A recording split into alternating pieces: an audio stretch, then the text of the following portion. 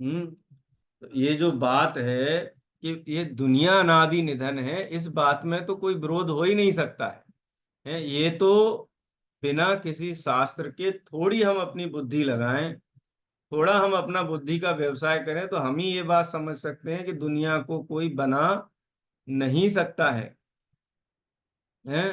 कोई बना नहीं सकता, ये दुनिया अनादि निधन है। ऐसे हम भी एक जीव इसी दुनिया का हिस्सा है, हम भी अनादि निधन है। इसलिए हमें अपनी व्यवस्था कर लेनी चाहिए कि बार बार एक इंद्रिय दो इंद्रिय आदि पर्यायों में नहीं जाना पड़े। इसकी व्यवस्था हमें करनी चाहिए। और वह व्यवस्था क्या है? वो व्यवस्था है कि ज्ञान रूपी अमृत का सेवन करना चाहिए।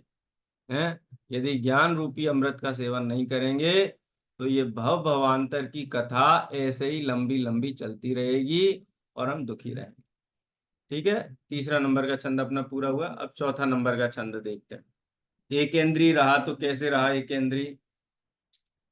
एक श्वास में 8-10 बार, जन्म्यो मर्यो भर्यो दुख भार, निकसी भूमि जल पावक भयो, पवन प्रत्येक वनस्पति थयो। एक इंद्री में कैसे कैसे रहा जीव? एक इंद्री जीव की आयु कितनी होती है? ये समझ लो कि सेकंड के भी असंख्यातवें भाग बराबर होती है। तो उसका मरण होता होगा, मरण भी होता है, जन्म भी होता है। अच्छा, संगी पंचेंद्रीय जीव का जब जन्म होता है तो कष्ट पूर्वक होता है? मनुष्य का जन्म होता है तो कष्ट पूर्वक होता है कि प्रसन्नता पूर्वक होता है? कष्ट पूर्वक होता है। और मरण होता है तो कष्ट होता है कि नहीं होता है? अच्छा, मनुष्य को छोड़ के अपन पशु को देखें, कोई पशु है तो पशु का जन्म और मरण मनुष्य से ज्यादा कष्टकारी होता है कि ज्यादा नॉर्मल होता है? अरे पशु का तो और कष्टकारी होता है। मनुष्य का मरण हो रहा हो तो चार मनुष्य पास में बैठ जाएंगे, हैं, उसकी इलाज करवाएंगे, चैरिटी के लिए हॉस्पिटल खुलवा देंगे, व्यवस्थाएं बनाएंगे, प्यासा होगा तो पानी पिला देंगे, नहीं पहचानते होंगे तो भी व्यवस्था बनाने का प्रयास कर, बहुत पुण्य मानते हैं इसमें। पशु के लिए क्या व्यवस्था है? तिरंज गति के जीव के लिए तो कोई व्यवस्था नहीं है। तो मनुष्य की अपेक्षा से पशु का जन्म मरण अधिक कष्टकारी है, अधिक दुखदाई है। अरे पंचेंद्रिय त्रियंश से चार इंद्रिय त्रियंश का जन्म मरण और ज्यादा दुखदाई है। चार इंद्रिय से ज्यादा तीन इंद्रिय जीव का मरण दुखदाई है। हम देखते हैं ना चींटी वगैरह है, कोई बेचारे जल जाते हैं, कोई भुन जाते हैं, कोई उनको दवाई लगा के मार देता है, मतलब कितना उनको कष्ट है।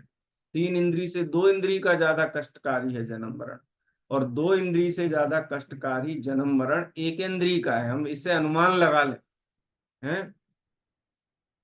देवगति के जीवों का जन्म मरण उतना कष्टकारी नहीं है, लेकिन त्रियंचों का है, नारकियों का है। नारकियों का मनुष्यों से कम है, लेकिन नारकियों का ज्यादा है, और नारकियों से भी ज्यादा त्रियंचों का। चार इंद्री, तीन इंद्री, दो इंद्री, एक इंद्री। तो ये जो एकेंद्रीय जीव हैं, एक श्वास में 8-10 बार, एक श्वास में 8-10 बार जन्म्यो मर्यो भर्यो दुख भार। निगोदिया जीव, सूक्ष्म निगोदिया लब्धिया पर्याप्तक जीव की अपेक्षा से कथन है कि एक श्वास में 18 बार जन्म हो जाता है, 18 बार मरण हो जाता है, यानी टोटल 36 बार ये जन्म मरण का दुख निगोदिया जीवों को होता है। तो कितना कितना आनंद आता होगा उस अवस्था में जब हम अपनी कथा के निगोद वाले पार्ट में होंगे, तो कितने सुखी थे कि ऐसा सुख था, हमको जन्मते मरते रहते थे। अरे जन्मना मरना तो छोड़ो, कोई संसार का जीव उनको जीव मानने को तैयार नहीं है। बोलो, जमीकंद आदि पदार्थ हैं, खा लेते हैं लोग, हैं, कैसे खा लेते हैं? उनको जीव मानते हैं? अगर जीव मानते होते तो खा पाते? हमको पता हो कि ये जीव है तो हम किसी का ऐसे खा सकते हैं, लेकिन उनको कोई जीव भी मानने को तैयार नहीं, जीव भी मानने को तैयार नहीं है। ऐसी अवस्था एक इंद्रिय निगोदिया जीव की होती है, साधारण वनस्पति जीव की होती है। एक श्वास में 8-10 बार जन्म्यो मर्यो भर्यो दुख भार। दुख भार, उस दुख का कथन नहीं किया जा सकता। इतना दुख का भार एक इंद्रिय अवस्था में उठाया। किसने उठाया? किसने उठाया है? एक इंद्रिय जीव ने उठाया। अच्छा, जीव एक इंद्रिय होता है कि दो इंद्रिय होता है कि तीन इंद्रिय होता है कि चार इंद्रिय होता है कि पांच इंद्रिय होता है? अरे ये तो अवस्थाएं हैं एक इंद्रिय शरीर की। जीव तो जीव होता है, जैसा अभी जीव है, जैसा अनंत भगवान का जीव है वैसा ही एक इंद्रिय का जीव है। पंडित दौलत राम जी का एक भजन है ना, जो निगोद में सो ही मुझ में, सो ही मोक्ष मझार। निश्चय भेद कछु भी नाही, भेद गिने व्यवहार। हमको कछु भय नारे, जान लियो संसार। बड़े पंडित जी साहब बहुत प्रेरणा करते थे। अभी उनका एक प्रवचन का अंश बहुत चल रहा था ना, नाम ए मृत्योर। जीव मरता नहीं है, जीव की मृत्यु नहीं होती है, जीव तो अजर अमर अजन्मा तत्व है। लेकिन ये बात यहीं तक सीमित करने वाली नहीं है। जैसे मैं अजन्मा तत्व अजर अमर अविनाशी ईश्वर परमात्मा तत्व हूँ, वैसे जगत के समस्त जीव भी हैं। ये स्वीकार नहीं करता है?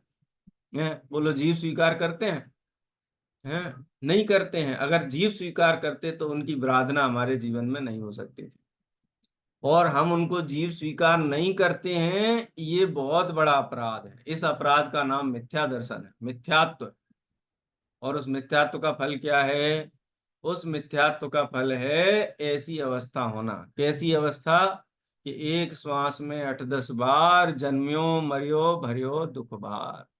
ये हमारी कथा चल रही है, हमने ये अवस्था, हमारा ही भूतकाल चल रहा है। हम बचपन के फोटो देखते हैं बड़े चाव से, कैसे दिखते थे हम? हैं, देखते कि नहीं देखते बचपन के फोटो? कैसे दिखते हैं हम? ये भी हमारा फोटो है, अनादिकाल से संसार में यही फोटो हमारा है। फिर क्या हुआ? वहां से निकले तो ये निगोद से जब निकले तो क्या हुए? अब निगोद किसमें होता है? वनस्पति कायिक जो जीव होते हैं ना एक इंद्रिय के, उसमें निगोद होता है। नित्य निगोद, इतर निगोद। साधारण वनस्पति के दो भेद हैं, नित्य निगोद और इतर निगोद। तो नित्य निगोद इतर निगोद में से निकल करके क्या बनता है? निकस्य भूमि, वहां से निकला तो पृथ्वी कायिक जीव हुआ। पृथ्वी कायिक जीव, देखो पृथ्वी काय और पृथ्वी कायिक, जैसे पत्थर है तो पत्थर जीव नहीं है, वो पृथ्वी काय है। वो कभी पृथ्वी कायिक रहा होगा भूतकाल में, लेकिन वो पृथ्वी काय है। जैसे मृत देह होता है ना, ऐसे ही पाषाण खंड आदि होते हैं। और मृत जो गीली, मतलब जो मिट्टी है, जो गीली है, जो नम है, ऐसी जो मिट्टियां हैं या इस प्रकार की जो पृथ्वियां हैं, वो पृथ्वी कायिक जीव है। तो साधारण वनस्पति में से निकल करके भूमि हुआ। कौन? मैं। ये हमारी स्टोरी चल रही है। पृथ्वी का एक जीव हुआ, फिर जल का एक जीव हुआ। जल भी जीव है ना, जल का एक जीव है। पावक अग्नि का एक भी जीव है। ये जैन दर्शन का सिद्धांत देखो, अग्नि कायिक भी जीव है। अग्नि कायिक की भी व्यर्थ में विराधना करने से वैसा ही पाप लगता है। उसको जीव नहीं मानते हम क्या सोचते हैं कि अरे क्या है, ये थोड़ी ना जीव है, इसलिए उसकी विराधना करते रहते हैं। कहीं भी अग्नि जला दी, कितनी भी जला दी, कैसे भी जला दी, ये भी जीव है। इसकी विराधना का पाप लगता है कि नहीं लगता है? इसकी भी विराधना का पाप लगता है। निकस भूमि जल पावक भयो, पवन प्रत्येक वनस्पति थयो। पवन, वायु का एक, ये भी जीव है। वायु का एक, वायु को भी व्यर्थ में बिलोने से भी जीव की विराधना होती है। निकस भूमि जल पावक भयो, पवन प्रत्येक वनस्पति थयो। ऐसी ऐसी अवस्थाएं जीव की। अब हम ये कहें कि इनकी हिंसा से तो कैसे बच सकते हैं? इनकी हिंसा से तो बचना संभव नहीं है। जब तक देह है तब तक पांच स्थावर की हिंसा से बचना तो संभव नहीं है। मुनि महाराज को भी भूमि पर तो चलना पड़ता है। हमको भी भूमि के उपयोग के बिना अन्न कैसे उगेगा?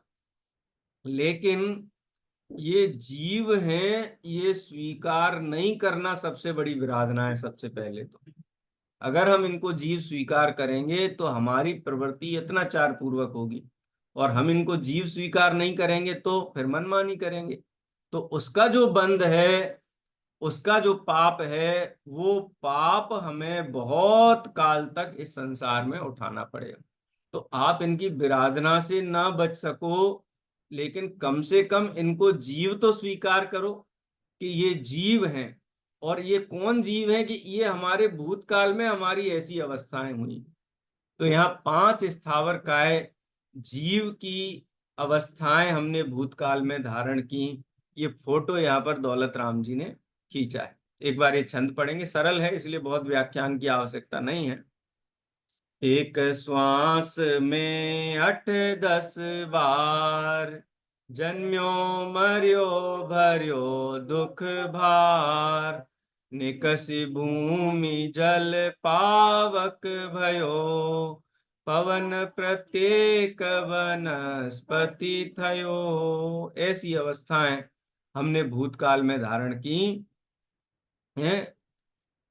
ये 5 स्थावर काय रूप अवस्थाएं धारण की, वो चौथे छंद में बात आई है। अभी हमारे पास 4 मिनट और हैं। 40 मिनट की कुल अपनी कक्षा है। अब आपको कुछ प्रश्नोत्तर पूछना हो, कुछ चर्चा करनी हो तो आप चर्चा कर सकते। चलो कल, अब बाकी का आगे का पार्ट है वो कल पढ़ेंगे। यहीं विराम लेते हैं, जिनवाणी स्तुति करेंगे। जावाणी के ज्ञान ते सूझे लो कालो, सो वाणी मस्तक नम सदा देतऊँ दो। नमोकार मंत्र का